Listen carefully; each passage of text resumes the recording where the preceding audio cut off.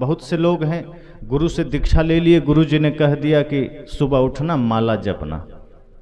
अब वो हाथ में माला ले लिए, राम राम राम राम या जो भी मंत्र दिया गया, ओम नमः शिवाय या गुरु नाम, सदगुरु शरणम या सतनाम चल रहा है। मन कहाँ चल रहा है? मन दुकान में चल रहा है, मकान में चल रहा है, बाजार में चल रहा है, और जीभ मुख में चल रहा है। जीभ मुख में घूम रही है, हाथ की उंगलियां माला पर घूम रही है, और मन बाजार में घूम रहा है। हो गया जप? यही जप है? सदगुरु कहते हैं नहीं, मन का फेरा नहीं, मन का अर्थात मन को फेरना था। जीभ को बंद भी रखते चल जाता, जीभ नहीं फिरे कोई बात नहीं, माला नहीं फिरे कोई बात नहीं, लेकिन मन फिर जाए। जो मन निरंतर विषयों में जा रहा है, जो मन निरंतर गाली गलौज में जा रहा है, मन वहां से फिर जाए और ज्ञान में आ जाए। समझना, भक्ति हो गई, जाप हो गया, साधना हो गई। अगर आपने किसी गुरु से माला लिया, दीक्षा लिया, गुरु जी ने क्या सिखाया? सुबह उठना, जाप करना, पर एक काम और करना। जब सुबह उठिए, ब्रह्म मुहूर्त में हाथ पांव धो करके गुरु के चित्र के सामने दीप जला करके बैठ जाइए, और माला फेरने से पहले एक संकल्प लीजिए कि हे सदगुरु, और माता पिता को भी स्मरण करिए कि आपकी कृपा से मुझे आज का सूर्योदय देखने का सौभाग्य मिला है, पुनः ये जीवन मुझे मिला है। मैं आज संकल्प लेता हूं, कल क्या होगा पता नहीं, पर आज मेरा जीवन प्रेम के मार्ग पर रहेगा, आज मेरा जीवन सत्य के मार्ग पर रहेगा, आज मेरा जीवन अहिंसा के मार्ग पर रहेगा। सिर्फ इतना संकल्प लीजिए। मैं नहीं कहता पूरे जीवन भर का संकल्प एक ही दिन ले लीजिए, एक दिन को सुधारने का संकल्प लीजिए कि मुझे सिर्फ आज सही करना है, मुझे सिर्फ आज बढ़िया से जीना है, आज किसी का दिल नहीं दुखाना है, आज किसी के साथ छल नहीं करना है। और आप देखेंगे कि वो आपके भीतर एक ऐसी सकारात्मक ऊर्जा का विस्तार करेगा कि आपका दिन भर बढ़िया बीतेगा। थोड़ी मोड़ी त्रुटि हो सकती है, लेकिन आप पाएंगे कि अन्य दिन की अपेक्षा आप शाम तक आपका जीवन बेहतर हो गया। और जब बिस्तर में जाइए, तो बिस्तर में जाने से पहले, भोजन आदि लेने से पहले, फिर 10-20 मिनट गुरु के चित्र के सामने बैठिए, इस भाव के साथ कि ये दीप ज्ञान का प्रतीक है। गुरु मान लो साक्षात सामने आदर्श लेकर विराजमान हैं, और उनके सन्मुख यह भाव करते हुए बैठिए और संकल्प लीजिए कि आपकी कृपा से मेरा दिन भर अच्छा गया, सबको धन्यवाद है। और अगर कोई त्रुटि हुई दिन में, तो उसके लिए भी आंख बंद करके मन ही मन उस व्यक्ति से क्षमा मांग लीजिए कि एक छोटी चूक हो गई, लेकिन संकल्प लेता हूं यदि कल का सूर्योदय मैं देख पाया तो ये गलती कल नहीं होगी। इसके बाद भोजन पाइए, विश्राम करने जाइए, और विश्राम करते करते भी यही संकल्प लीजिए कि यह शरीर तो हमारा नहीं है, नियति और प्रकृति ने माध्यम बनाया और ये शरीर हमें मिला, माता पिता की कृपा हुई, ये शरीर हमें मिला, लेकिन इस शरीर का सदुपयोग करना है, इस शरीर का दुरुपयोग नहीं करना है। शरीर से अगर नफरत, घृणा, ईर्ष्या, द्वेष, छल, चोरी हो रही है, तो समझना इसका दुरुपयोग हो रहा है। अगर यह प्रेम में जा रहा है, ये शरीर अगर हिंसा का मार्ग त्याग करके अहिंसा में जा रहा है, और इस शरीर से अगर सारे अच्छे काम हो रहे हैं, समझ जाना ये शरीर का सदुपयोग हो रहा है। तो यह सोचिएगा सोते सोते, लेटते हुए, कि यह जीवन तो हमारा कुछ दिन का है, पता नहीं कब विराम हो जाए, लेकिन इस शरीर में रहते रहते जो हम कर्म करके जाएंगे, वो कर्म हमें मरने नहीं देगा। अगर हमने अच्छा कर्म किया तो हम अमर भी हो सकते हैं, हालांकि बुरे कर्म करके भी अमर हो सकते हैं। अगर बहुत ज्यादा पाप कर्म कर लिए तो भी नाम अमर हो जाएगा, जैसे रावण का हुआ। बहुत पाप किया फिर भी अमर हो गया, लेकिन हर साल जलाया जाता है, गाली खाता है। तो आपको तय करना है कि अमर होना है, लोगों के दिलों में निवास करना है, लेकिन राम की तरह या रावण की तरह। अगर राम की तरह निवास करना है तो माता पिता गुरु की आज्ञा में चलना है, वैष्णव बनकर जीना है, एक दूसरे के साथ मैत्री का भाव रखना है, समस्त सृष्टि के प्रति एक करुणा का भाव रखना है। अगर यह कर पाए तो समझना कि ये जीवन भले ही हमसे बिछुड़ जाए, ये शरीर का बिछुड़ना हो जाए, लेकिन आपका छोटा सा भी कर्म अगर महान कर्म हो गया तो आपको मरने नहीं देगा। खुदीराम बोस 18 वर्ष की आयु में भी अमर हो गए। कहाँ जिया उन्होंने 100 साल, लेकिन देश के लिए अपनी वो जवानी लगा दी। किशोरावस्था, बल्कि जवानी के दहलीज पर कदम ही रखा था, 18वां साल अभी आया था और देश के लिए स्वयं को समर्पित कर दिया। आज हर हिंदुस्तानी के हृदय में खुदीराम बोस का निवास है। कोई रिश्तेदारी थोड़े है। अगर हम आपसे कहें कि आप अपने दादाजी का नाम बताइए, आप बता देंगे, लेकिन मैं कहूँ दादाजी का नाम बताइए, बहुत लोग कान खुजलाने लगेंगे, याद नहीं है। अपनी ही तीसरी चौथी पांचवी पीढ़ी का नाम याद नहीं है, और कोई खोज के निकाल भी लेंगे दादाजी का नाम, तो मैं ये पूछ दूंगा कि दादाजी के दादाजी का नाम बताए, तो गारंटी लेता हूं शायद ही कोई बता पाए। कोई नहीं बता पाए। क्यों नहीं बता पाएंगे? क्योंकि आपकी पीढ़ी में ऐसा कोई महान काम उन लोगों ने नहीं किया जिससे याद रखा जाए। लेकिन अगर मैं कहूं माता शबरी का नाम जानते हैं, कहेंगे हाँ बिल्कुल जानते हैं, कोई परिवार के नहीं हैं, 5000 साल पहले हुए हैं। सदगुरु कबीर को जानते हैं, बुद्ध को जानते हैं, भगत सिंह को जान रहे हैं। क्यों जान रहे हैं? खुदीराम बोस को जान रहे हैं, लक्ष्मीबाई मीराबाई को जान रहे हैं। कोई पारिवारिक संबंध नहीं, कोई रिलेशन नहीं, कोई खानदान में नहीं आते, लेकिन उन्होंने वो काम किया है जिससे दुनिया उन्हें जान सके। इसलिए जब सोने जाइए बिस्तर पर तो ये आंखें बंद करिए कि शरीर तो नश्वर है, आज है कल नहीं रहेगा। इसकी सारी चमक दमक क्षण भर के लिए है, ये क्षण भर में राख हो सकता है, लेकिन इसमें रहते रहते हमें वो कर्म कर जाना है, वो कर्तव्य कर जाना है जिससे ये शरीर हमें मुक्ति के पथ पर ले जा सके, हमें अमर बना सके। और शरीर ही माध्यम है। शरीर खुद नश्वर है, लेकिन उसमें इतना सामर्थ्य है कि वो आपको अमर बना देता है। शरीर जैसे छत की ढलाई होती है ना, तो डायरेक्ट ढलाई तो नहीं होगी, उसके लिए पहले सेट्रिंग लगाना पड़ता है, बांस खूंटा पटरा सब लगाना पड़ता है। छत अस्थाई है, लेकिन उस अस्थाई के लिए अस्थाई व्यवस्था सेट्रिंग लगानी पड़ती है। उसके बाद छत उस पर टिकता है। जब छत अपने आप में खड़ा हो गया, सामर्थ्य अपना जागरूक कर लिया, तो सेट्रिंग खोल के हटा दिया जाता है, उसका कोई मोल नहीं। ये शरीर भी सेट्रिंग है। आपको अमर बनाने के लिए, आप अमर बन सकें उसके लिए इस क्षणभंगुर शरीर आपको मिला है, और जब तक यह टिका हुआ है तब तक छत को सही कर लीजिए। अगर सेट्रिंग लगे लगे में छत गड़बड़ हो गई तो सेट्रिंग हटाते ही छत नीचे आ जाएगी। लेकिन आप ध्यान रखते हैं घर में कि घर में ऐसी भूल ना हो, पर जीवन में ये भूल प्रतिदिन हो रहा है। जीवन में यह भूल हम कदम कदम पर कर रहे हैं। इसलिए ध्यान रहे कि बिस्तर पर जब जाइए सोने तो ये संकल्प लीजिए कि शरीर हमारा नहीं है, राख हो सकता है, राख होना ही है। या तो मिट्टी में दब जाएगा, या आग में जल जाएगा, या पानी में बह जाएगा, इससे ज्यादा इसका कोई गति नहीं है। फिर इस शरीर में रहकर हम हिंसा के मार्ग पर क्यों चलें, लोभ के मार्ग पर क्यों चलें? इस शरीर से पाप क्यों कमाएं? क्यों ना पुण्य कमा कर चलें। शरीर तो वैसे भी मेरा नहीं है, ये ले लेगा। जिस मिट्टी पानी आग हवा से निर्मित हुआ है वो प्रकृति से वापस कर लेगी।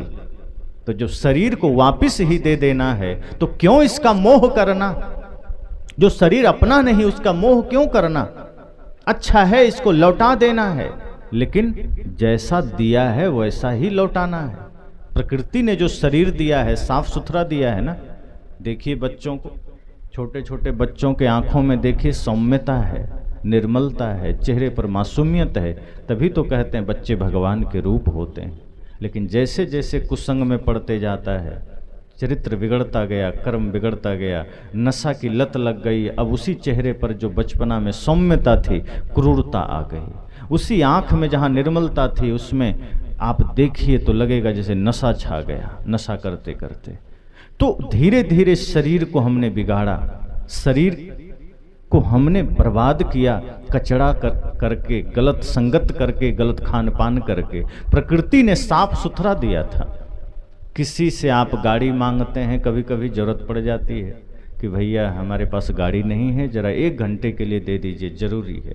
मान लीजिए बाइक है, कार है, आप लेकर चले गए बाज़ार। अब बाज़ार जाने में कहीं चक्का पंचर हो गया तो आप क्या करेंगे? जिससे गाड़ी लिए उसको पंचरे दे देंगे कि पंचर बना के देंगे? अगर आपके पास गाड़ी में कोई खराबी आई है, बॉडी में कोई खरोंच लग गया, डेंट लग गया, आप वो भी ठीक करा के देते हैं, वरना दोबारा देगा नहीं।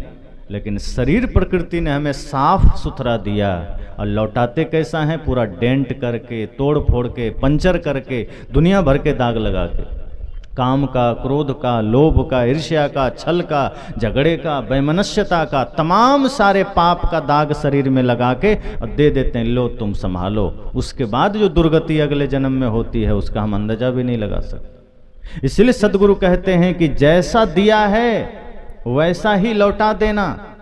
कोशिश तो करना दाग लगने ही ना पाए, लेकिन अगर लग गया तो क्या करना है? साहब ने कहा है ना, ध्रुव प्रहलाद सुदामा ने ओढ़ी, शुकदेव ने निर्मल कीनी। ध्रुव प्रहलाद सुदामा ने ओढ़ी, शुकदेव ने निर्मल कीनी। चदरिया शुकदेव ने निर्मल कीनी। दास कबीर ने ऐसी ओढ़ी, ज्यों की त्यों धर दीनी। चदरिया झीनी रे झीनी, के राम नाम रस भीनी। चदरिया झीनी रे झीनी। उन्होंने कहा कि शरीर तो ध्रुव को भी मिला, प्रहलाद को भी मिला, सुदामा को भी मिला। कुछ दाग लग गए, उन्होंने गुरु की शरण में जाके छुड़ा दिया।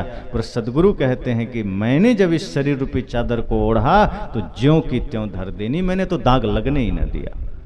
तो सब सदगुरु कबीर तो नहीं हो सकते, लेकिन सदगुरु कबीर के ज्ञान को जीवन में धारण करके दाग धो तो सकते हैं। गुरु धोबी शिष कपड़ा, तभी तो कहा साहब ने कि गुरु धोबी हैं, शिष कपड़ा हैं। अपने शरीर रूपी कपड़े को ले जाना गुरु के पास, और गुरु जब धोएं तो धुला लेना, निर्मल कर देंगे। जैसे आंगन में झाड़ू देते हैं, आंगन साफ हो जाता है, घर में झाड़ू देते हैं, घर साफ हो जाता है। साहब कहते हैं अंदर झाड़ू दे के कूड़ा दूर बहाए, अंदर भी झाड़ू देना। अब अंदर वो बाहर वाला झाड़ू थोड़े पड़ेगा। अब कोई सोचे कि झाड़ू देना है, नारियल का झाड़ू चबा जाए, फिर तो मामला गड़बड़ हो जाएगा। अंदर झाड़ू देना है मतलब ज्ञान का झाड़ू देना, वैराग्य का झाड़ू देना है, सदगुरु के वचन का झाड़ू देना है। और जब ज्ञान का झाड़ू भीतर चलेगा तो हृदय रूपी आंगन पवित्र हो जाएगा। इसलिए मैंने कहा कि जब बिस्तर पर जाइए संकल्प लीजिए, जीवन थोड़ा है, पता नहीं कल क्या हो। शरीर मेरा नहीं है, यह शरीर तो मेरा घर है, मैं इसमें रहता बस हूं। जैसे ये घर आपका घर है, आप इसमें रहते हैं, टूट जाए तो घर का टूटना आपका टूटना नहीं है, घर का बिखरना आपका बिखरना नहीं है। घर धाराशायी हो गया फिर भी आप रहेंगे, क्योंकि घर टूटा है। शरीर का बिखरना आपका बिखरना नहीं है, आप तो फिर भी रहेंगे। तो शरीर अगर बिखर गया या घर आपसे छिन गया, ये घर प्रकृति ने ले लिया, तो समझना कि ये तो उसी का था, ले लिया, इसका गम क्या करना। मृत्यु से भयभीत क्यों होना, जिसका है वो ले लेगा। आप किराए पर मकान लेते हैं, शहरों में बच्चे जो पढ़ाई करते हैं बाहर किराए पर मकान ले लेते हैं, घर की सफाई रखते हैं, बढ़िया देखभाल करते हैं, पोछा झाड़ू करते हैं, जब तक उसमें रहते हैं अपना समझ करके झाड़ते पोछते हैं।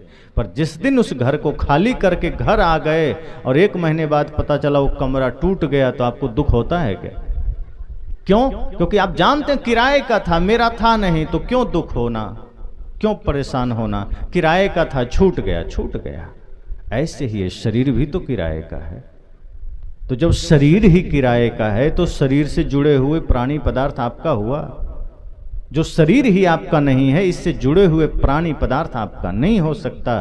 तो बिस्तर पर यह संकल्प लीजिए कि यह शरीर मेरा नहीं, ये तो मन से भाव से पहले ही छोड़ दीजिए इसे, और जिस दिन आप पहले ही छोड़ देंगे तो जाते समय दुख नहीं होगा, बल्कि क्या होगा, एक सिंहासन चढ़ चले एक बंधे जात जंजीर। सदगुरु कहते हैं कि जिस दिन आपने खुद से शरीर को भाव से अलग कर दिया कि मेरा नहीं, प्रकृति का है, काम करने के लिए मिला था, धर्म का, भक्ति का, सत्य का, गुरु सेवा का, और वो अगर हमने कर लिया तो जाते समय क्या होगा, एक सिंहासन चढ़ चले, अर्थात एक सम्मानित होकर जाएगा, पूजनीय होकर जाएगा, और एक जंजीरों में बंध कर जाएगा, रोते हुए जाएगा, अपमानित होकर जाएगा। इस धरती से जाइए तो सम्मानित होकर जाइए। कहीं कुर्सी पर आप बैठे हैं, कोई हटा दे तो अपमान है, और खुद हट जाइए तो सम्मान है।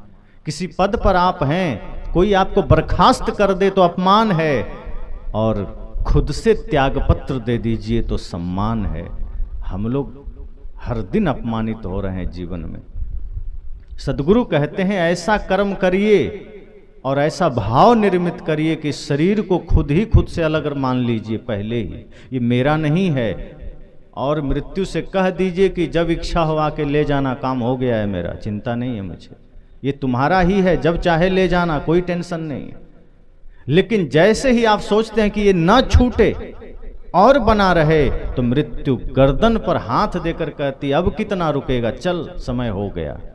जबरदस्ती आपको बर्खास्त कर दिया जाता है, आपको कुर्सी से हटा दिया जाता है। सदगुरु कहते हैं अपमानित होकर मत जाना, खुद से ही मृत्यु से कहना जब मन करे आ जाना, काम हो गया मेरा, इस शरीर ले जा सकते हो, इसका जो उपयोग करना था मैंने कर लिया है, धर्म के मार्ग पर मैं चल रहा हूँ, ज्ञान के मार्ग पर चल रहा हूँ, राष्ट्र निर्माण के मार्ग पर चल रहा हूँ, मेरा काम पूरा है। मृत्यु जिस दिन इच्छा करे आ जाना।